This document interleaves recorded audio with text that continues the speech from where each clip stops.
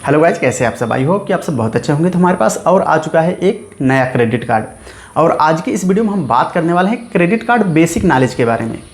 और यह सभी को पता होना चाहिए कि आपके क्रेडिट कार्ड की बिलिंग डेट क्या है, आपके क्रेडिट कार्ड की ड्यू डेट यानी कि लास्ट डेट क्या है, उसके साथ साथ अनबिल्ड अमाउंट क्या होता है, करंट आउटस्टैंडिंग अमाउंट क्या होता है, टोटल आउटस्टैंडिंग अमाउंट क्या होता है, स्टेटमेंट बैलेंस क्या होता है, मिनिमम अमाउंट ड्यू क्या होता है, टोटल अमाउंट ड्यू क्या होता है, कैश लिमिट क्या होती है आपके क्रेडिट कार्ड की। तो सारी जानकारी हम आपको इस एक वीडियो में देने वाले हैं। तो आपके पास किसी भी बैंक का क्रेडिट कार्ड हो, आप इस वीडियो को अगर पूरा ध्यान से देख लेंगे तो क्रेडिट कार्ड की बेसिक जानकारी आप बहुत ही आसानी के साथ सीख पाएंगे, क्योंकि जो बेसिक चीज़ें होती हैं वह सभी क्रेडिट कार्ड में सेम होती हैं। तो आपको इस वीडियो को पूरा ध्यान से देखना है। आपके पास किस बैंक का क्रेडिट कार्ड है यह मायने नहीं रखता है, लेकिन जितने भी पॉइंट आज हम आपको बताने वाले हैं सारे पॉइंट सारे क्रेडिट कार्ड में सेम होने वाले हैं। तो अब आ जाते हैं फर्स्ट पॉइंट पे कि बिलिंग डेट या फिर स्टेटमेंट डेट क्या होती है। जैसे कि यह है हमारे पास क्रेडिट कार्ड, इससे हम जितना भी पैसा खर्चा करेंगे या फिर इस क्रेडिट कार्ड से कोई भी सामान अगर हम खरीदेंगे तो जितना भी पैसा खर्चा होगा उसका बिल बनेगा, और वही बिल होता है हमको भरने के लिए। यानी कि जब भी आप अपने क्रेडिट कार्ड से पैसा खर्चा करते हैं उसके बाद इसका बिल बनेगा, और जिस डेट को बिल बनेगा उसी को बोलते हैं बिलिंग डेट या फिर स्टेटमेंट डेट। बस HDFC का क्रेडिट कार्ड, इसका बिल बनता है 15 तारीख को। तो ज़रूरी नहीं है कि आपके क्रेडिट कार्ड का भी बिल बनेगा 15 तारीख को। आपके क्रेडिट कार्ड का बिल 10 तारीख को बन सकता है, 5 को बन सकता है, 15 को बन सकता है, 20 को बन सकता है या फिर 30 को बन सकता है। अगर आपके पास एक ही बैंक का अगर 3-4 क्रेडिट कार्ड है तो सबका बिल अलग अलग डेट को बन सकता है। तो इस बात का आपको ध्यान में रखना है। और आपको यह पता कैसे चलेगा कि हमारे क्रेडिट कार्ड का बिल कब बनेगा या फिर कब बनता है। अगर आप पहली बार क्रेडिट कार्ड लेंगे तो सबसे बड़ी समस्या तो यही होती है कि हमको पता ही नहीं होता कि हमारे क्रेडिट कार्ड का बिल कब बनेगा। तो उसके लिए 3 ऑप्शंस हैं। नंबर 1, आपका जो रजिस्टर्ड मोबाइल नंबर है उस पर मैसेज आता है। आपका जो रजिस्टर्ड ईमेल आईडी है उस पर मेल भी जाता है। और उसके अलावा अगर आप उस बैंक में आपका अकाउंट है तो आप अपने नेट बैंकिंग या फिर मोबाइल बैंकिंग से बहुत ही आसानी के साथ अपने क्रेडिट कार्ड का बिलिंग डेट या फिर स्टेटमेंट डेट पता कर सकते हैं। तो बिलिंग डेट का मतलब यह है कि जितना भी पैसा आप अपने क्रेडिट कार्ड से खर्च करेंगे उसका जब भी बिल जनरेट होगा, जिस डेट को उसका बिल बनेगा उसी को बोलते हैं बिलिंग डेट या फिर स्टेटमेंट डेट। अब आ जाते हैं सेकंड पॉइंट पे कि ड्यू डेट क्या होता है। ड्यू डेट यानी कि लास्ट डेट, आपके क्रेडिट कार्ड के बिल भरने की लास्ट तारीख। तो आप इसको कैसे पता करेंगे? तो उसके लिए एक सिंपल सा नियम है कि अगर आपके क्रेडिट कार्ड का 1 तारीख को बिल जनरेट हुआ है यानी कि बिल बना, तो आपको 1 तारीख के बाद जो 20 दिन का समय होगा उस 20 दिन के अंदर आपको अपने उस क्रेडिट कार्ड का बिल भरना होगा। यानी कि जो 20 दिन आपको मिलता है क्रेडिट कार्ड बिल बनने के बाद, यानी कि 1 तारीख को आपके क्रेडिट कार्ड का बिल बना है तो आपको 20 तारीख जो होगी यानी कि 20 दिन बाद की जो डेट होगी वही होती है ड्यू डेट यानी कि लास्ट डेट। आपको उस 20 दिन के अंदर आपको अपने क्रेडिट कार्ड का बिल भरना होता है। आप अपने क्रेडिट कार्ड का बिल कब भरेंगे? यानी कि 1 तारीख को आपके क्रेडिट कार्ड का बिल बना है तो आप 2 को भरिए, 3 को भरिए, 4 को भरिए या फिर 10 को भरिए, 15 को भरिए, 18 को भरिए, 19 को भरिए या फिर 20 तक भरिए। 21 को भरेंगे तो आपको चार्ज लगेगा। यानी 20 जो लास्ट डेट हुई उसी को ड्यू डेट बोलते हैं या फिर लास्ट डेट बोलते हैं, क्रेडिट कार्ड के बिल भरने की लास्ट तारीख को। अब आ जाते हैं थर्ड पॉइंट पे, अनबिल्ड अमाउंट क्या होता है। जैसे कि यह है हमारे पास क्रेडिट कार्ड और इसकी लिमिट मान लीजिए सपोज दैट है 10,000 रुपये, और इसमें से हमने खर्चा किया हुआ है 2500 रुपये। और अगर 2500 रुपये हमने खर्चा किया हुआ है और उसका बिल नहीं बना है तो उसी को बोलते हैं अनबिल्ड अमाउंट। जैसे कि आप जितना भी 1 महीने में पूरा खर्चा करेंगे उसका बिल एक बार ही बनता है, जिस डेट को आपका बिल बनता होगा तो उसी डेट को बनेगा। जैसे कि हमारा जो बिल है वह 15 को बनता है तो हमने 1 तारीख को 1000 रुपये खर्चा कर दिया, फिर 3 तारीख को फिर 2000 रुपये खर्चा कर दिया, फिर 10 तारीख को हमने फिर से 5000 रुपये खर्चा कर दिया, तो कितना हो गया? टोटल 8000 रुपये हो गया। हमारे क्रेडिट कार्ड से टोटल पैसा कितना निकला? 8000 रुपये। तो जो 8000 रुपये निकला हुआ है उसका बिल अभी बनेगा 15 तारीख को। तो जब तक उसका बिल नहीं बनेगा और आपने जितना भी पैसा खर्चा किया हुआ है वह अनबिल्ड अमाउंट में शो करेगा। तो इस बात को आपको ध्यान में रखना है कि जिस पैसे का बिल अभी जनरेट नहीं हुआ है वह सारा का सारा पैसा आपके अनबिल्ड अमाउंट में शो होगा। अनबिल्ड यानी कि बिल नहीं उसका बना हुआ है जितना भी आपने अमाउंट खर्चा किया हुआ है। अब आ जाते हैं फोर्थ पॉइंट पर, आउटस्टैंडिंग अमाउंट क्या होता है।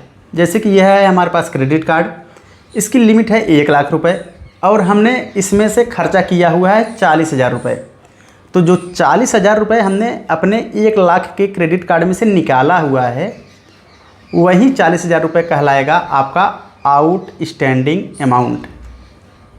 तो इस बात को आपको ध्यान में रखना है कि आपके क्रेडिट कार्ड से जितना भी पैसा बाहर रहेगा, यानी कि आपने अपने क्रेडिट कार्ड से जितना भी पैसा खर्चा किया हुआ है, उसी को बोलेंगे आउटस्टैंडिंग अमाउंट। आपके क्रेडिट कार्ड से जितना भी पैसा खर्चा हुआ उसको बोलेंगे आउटस्टैंडिंग अमाउंट। तो इस बात को आपको ध्यान में रखना है। तो आउटस्टैंडिंग अमाउंट में भी 2 पार्ट होते हैं, एक होता है करंट आउटस्टैंडिंग अमाउंट, एक होता है टोटल आउटस्टैंडिंग अमाउंट।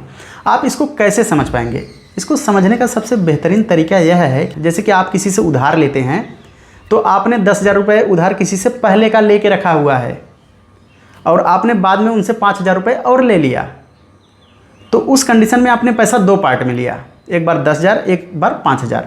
तो टोटल कितना हो गया? वह हो गया 15,000। जो 15,000 हुआ वह हो गया टोटल आउटस्टैंडिंग अमाउंट, यानी कि आपके क्रेडिट कार्ड से टोटल जितना पैसा निकला हुआ है वह हो गया टोटल आउटस्टैंडिंग अमाउंट। और जो आपने बाद में पैसा लिया, 5,000 रुपये, वह हो गया करंट आउटस्टैंडिंग अमाउंट। तो इस प्रकार से आप लोग समझ सकते हैं कि 1 लाख का क्रेडिट कार्ड है, इसमें से आपने 50,000 रुपये पहले से खर्चा करके रखा हुआ था, इसके बाद आपने 20,000 रुपये और खर्चा कर दिया इसमें से। तो टोटल आपने इस क्रेडिट कार्ड में से कितना खर्चा किया?